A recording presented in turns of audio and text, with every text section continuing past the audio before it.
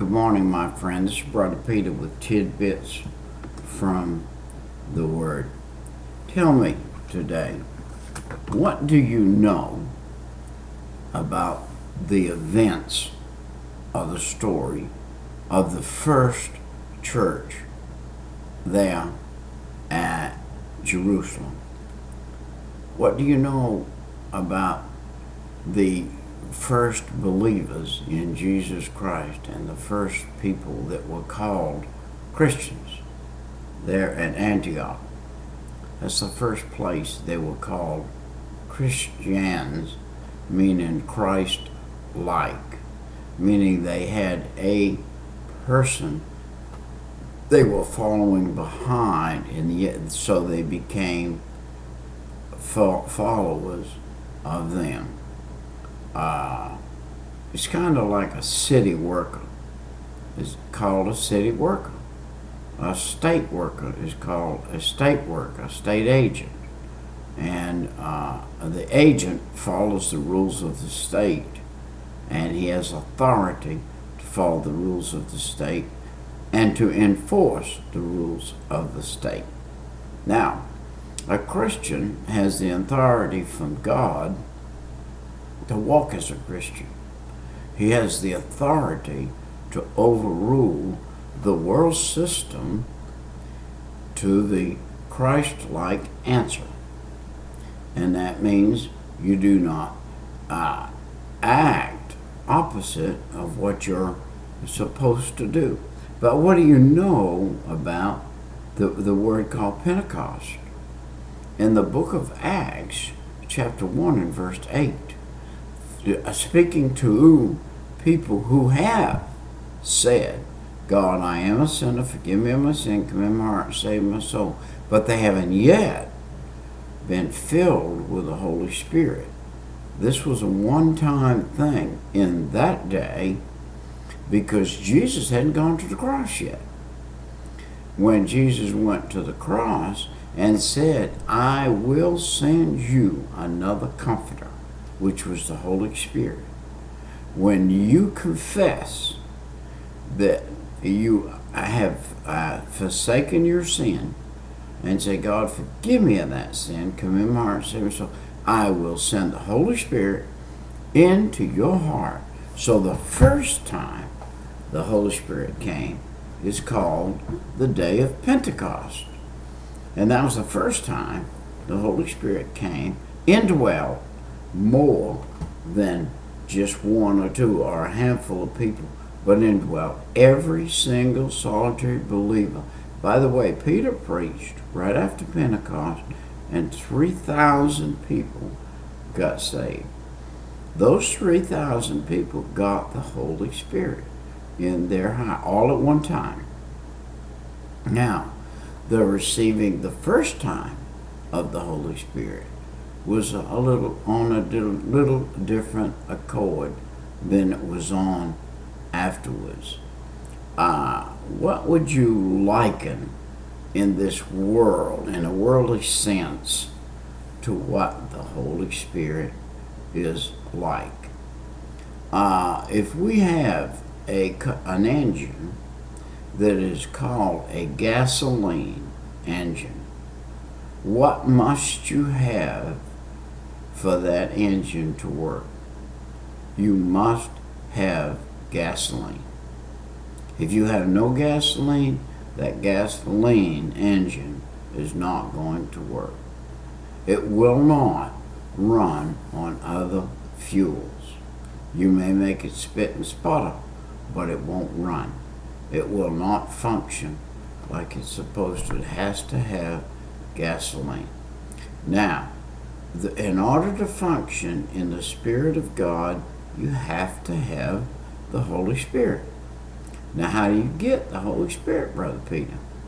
He is an invited individual into your heart, not just a spirit. He is the third part of the Godhead in the Trinity. Do you mean I have another person living in me? Yes, you do.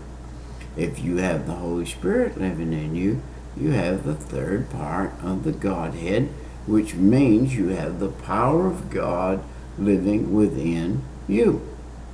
So you mean you can call on that power?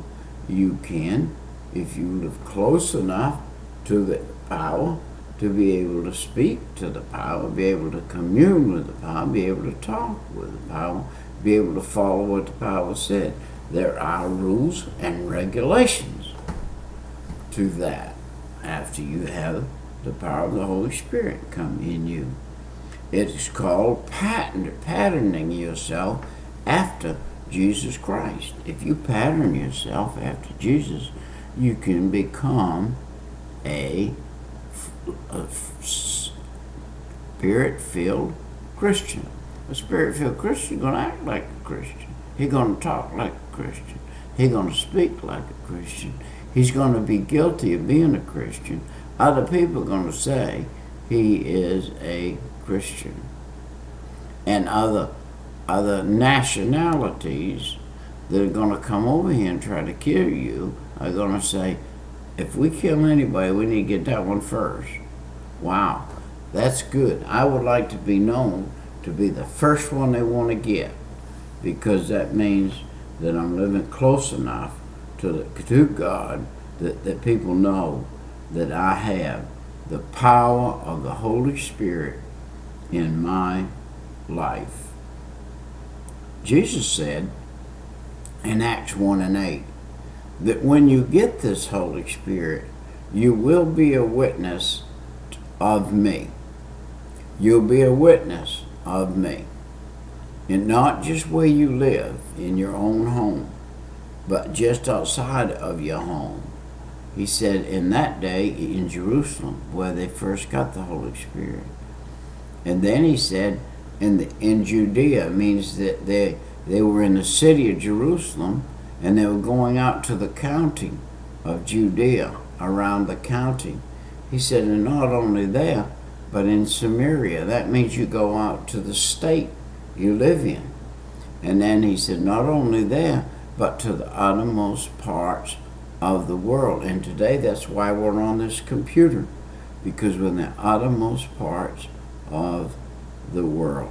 Man, what a blessing to be able to sit right here and to do that. I've had to not leave my family. I've had to not leave my house. I've had to not leave my location. I've had to not go out and sacrifice the tearing away of all that I know and am familiar with, so that I can be a witness throughout the whole world. I can sit down right here in front of the screen and be a witness. But I'm here to tell you, something. This is a fearful seat. This is a fearful seat. I have to walk circumspectly, or as Jesus walked, in order to maintain the right to sit down here and represent him. If I'm going to be an ambassador of the kingdom of heaven, and I'm going to have the kingdom of heaven in me, and I'm going to have Jesus in me, I've got to represent him 7 days a week, 24 hours a day, and all the minutes that are in those hours. And I've got to represent the Lord, our Savior, into Samaria, into the uttermost parts of the earth. The account around the life of Jesus was a great work to be done. And there were a handful of 12 apostles that were to do that work. Well, in that day, they didn't have the computer, so they had to do it by word of mouth. And not only did they had to do it by word of mouth, but they came against a great opposition.